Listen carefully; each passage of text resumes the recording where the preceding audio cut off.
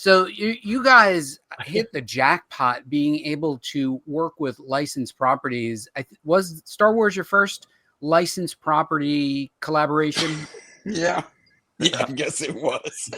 Yeah, it was all by, I wouldn't call it luck. It was just really right place, right time. It's a couple of bold asks, and then some like well orchestrated asking, but positive outcomes, right? Yeah, like it really started by that Emperor Phone Call sketch that Doug Goldstein will take credit for and Breckenmeyer will take credit for, and I like how they beat up each other. There's a difference between concept and dialogue, but also that Emperor Phone Call, just to tangent for a second, Mike, don't you remember all the alt endings trying to get out of that sketch? Like there was even a version of it where it was like, and we'll be back with Life with Palpatine in just a minute.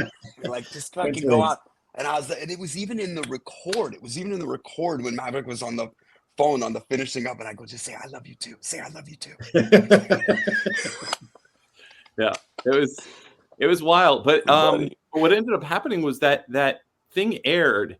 And like that week, we got a call in our office, Seth and I. YouTube. And the caller ID showed Lucasfilm on the call. And I remember having a panic attack thinking we were going to get sued. We definitely were like, yo, don't answer it. Don't answer it. Don't answer it. Don't answer it. Don't answer it, though. Just don't answer it. I picked up the phone and I pretended to be an assistant. And I was like, you said Matt and Seth's office. Which this is Matt and Seth's office. How can I help you? That's what we would instruct a professional to say on our behalf. And the woman on the phone, who I adore, says, "Hi, this is Tracy Kenobio." And I was like, "Excuse me?" And she said her name was Tracy Kenobio. And I was like, we're like, all right.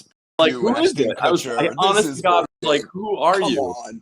And her last name is Cannobbio, which is insane to work at actual. But she was the PR relations for Lucasfilm and wanted us to come up to ILM, to the Presidio facility, and meet with their brand team because they were still figuring out what they were doing at that point. Like it's post the prequels, but it's right after the prequels. But pre the Clone Wars movie, like it was a really interesting time where they were trying to figure out what the brand transition was going to be. Yep. And George still had a bunch of content plans, and they were trying to figure out they said where George we could fit in.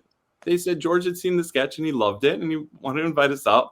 And so we went. And while we were up there and we got this amazing tour, it was fantastic.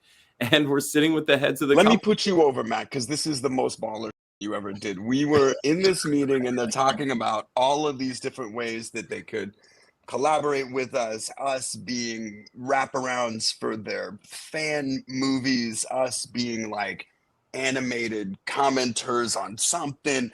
And Matt goes, what about a half hour of Robot Chicken that's exclusively Star Wars? And I just remember even looking at him like, what the what are you saying? But we just let it sit. Silence. Just let it sit. Silence in the room. Just silence. Didn't double back on it. Didn't say, just let it sit. But you know what? Until somebody said, huh. Yeah. Maybe that could work. Yeah. And then we very just shortly after, like, here's all the ways that would work. Here's all the ways that would work. We were it was a very short time before we were up and running on it. It was amazing. Mike, give Matt a round of applause for the baller move. There we go. It was insane. And for letting the silence fit, right, Seth? Oh, yeah. That worked out. And you were probably thinking, do they know what we do? No. We knew it. That's the thing, right? Like our POV is always from a place of love. We're never hating on this or really dragging it or trying to roast it. It's always, this stuff is so inherently funny, especially things that you love deeply and are just silly. They're silly inside, right? Like there's so much suspension of disbelief. There's so much like, oh, this is happening and that's totally fine. This alien doesn't look weird at all. Like there's just edges of that are really usable for comedic effect. And I think George Lucas has always understood that. And that's why he was cool with this kind of stuff being made, especially since it's essentially parody. Even with their blessing, it's not like of the creator. It's just a tangential expression of the brand.